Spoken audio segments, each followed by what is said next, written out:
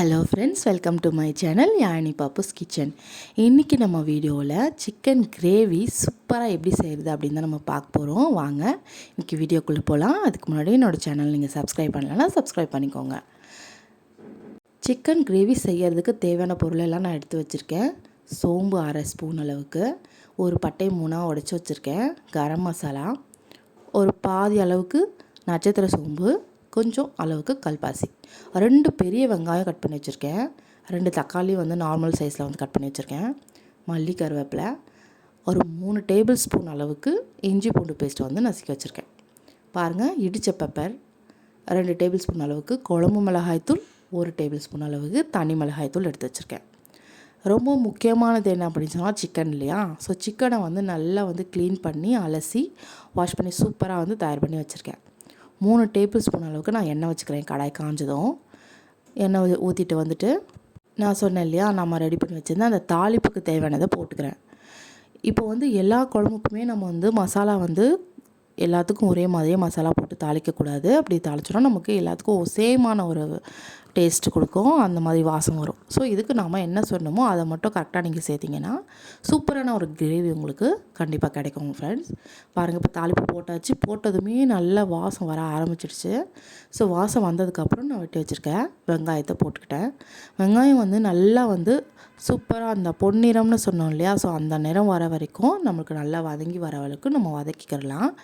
தேவையான அளவுக்கு நம்ம எடுத்து வச்சுருந்த கருவேப்பிலையும் நான் ஆட் பண்ணிக்கிட்டேன். இப்போ பாருங்கள் ஃப்ரெண்ட்ஸ், நல்லா சூப்பராக அந்த அளவுக்குடைய வெங்காயத்தோட அளவு நல்லா குறைஞ்சி நல்லா வதங்கி வந்துடுச்சு. அந்தளவுக்கு சூப்பராக வதங்கிடுச்சு.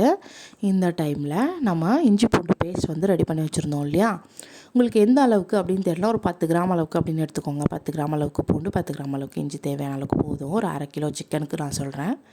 ஸோ அந்தளவுக்கு இருந்தாலே போதும். அதை விட நான் ரொம்ப ஈஸியாக எப்படி சொல்கிறதுனா, நம்ம போடக்கூடிய வெங்காயம் இருக்கு இல்லையா, வெங்காயத்துக்கு ஈக்குவலாக இருக்கணும் அந்த இஞ்சி பூண்டு பேஸ்ட்டு.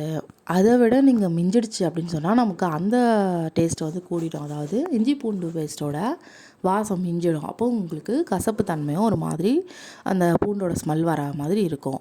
ஸோ வெங்காயத்துக்கு ஈக்குவலாக இருக்க மாதிரி பார்த்துக்கோங்க. அளவு உங்களுக்கு பார்க்கும்போதே தெரியும். ஸோ நான் உங்களுக்கு சொல்லியிருக்கக்கூடிய அளவுலேயும் நீங்கள் எடுத்துக்கிட்டிங்கன்னா கரெக்டாக இருக்கும். இப்போ நல்லா வதங்கி வந்துடுச்சு. நான் தக்காளி ஆட் பண்ணிக்கிறேன். இந்த தக்காளி நீங்கள் ஆட் பண்ணும்போது நீங்கள் உப்பு சேர்த்துக்கோங்க. அப்போ தான் வதங்க ஈஸியாக இருக்கும். நல்லா குழஞ்சி சூப்பராக கிரேவி கூடுறதுக்கு இந்த டைம் இந்த பதம் உங்களுக்கு கரெக்டாக இருக்கும். இப்போ நீங்கள் உப்பு ஆட் பண்ணிக்கலாம்.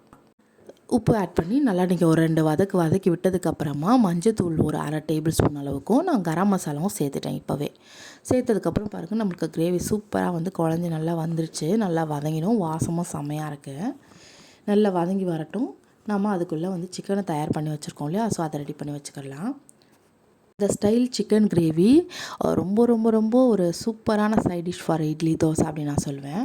உங்களுக்கு ரொம்ப ரொம்ப பிடிக்கும். செம்மையாக இருக்கும். சாப்பாட்டுக்குமே போட்டு சாப்பிடலாம். ரொம்ப ரொம்ப டேஸ்ட்டாக இருக்கும். இதே மாதிரி அளவு வச்சு நான் சொன்ன ஸ்டைலில் இதே மாதிரி நீங்கள் பண்ணி பாருங்கள். செம்ம டேஸ்ட்டாக இருக்கும் ஃப்ரெண்ட்ஸ். நாக்கில் எச்சி ஓரளவுக்கு அந்தளவுக்கு செம்ம டேஸ்ட்டாக வரும்.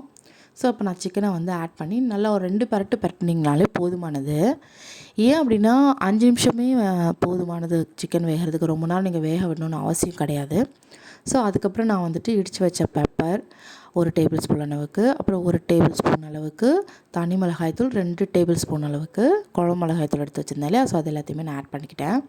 உங்களுக்கு திரும்ப நான் எடுத்து வச்சதோட அளவெல்லாம் திரும்பியும் சொல்கிறேன். ஸோ அதனால் உங்களுக்கு யூஸ்ஃபுல்லாக இருக்கும் இல்லையா, ஸோ அதனால தான் 1 கப் அளவுக்கு நான் தண்ணி ஆட் பண்ணிக்கிட்டேன். உங்களுக்கு கிரேவி எந்த அளவுக்கு தேவையோ, ரொம்ப கெட்டியமாக வேணுமா இல்லை கொஞ்சம் தண்ணியாக இருந்தால் போதுமா, அதுக்கேற்ற மாதிரி நீங்கள் ஆட் பண்ணிக்கிறலாம்.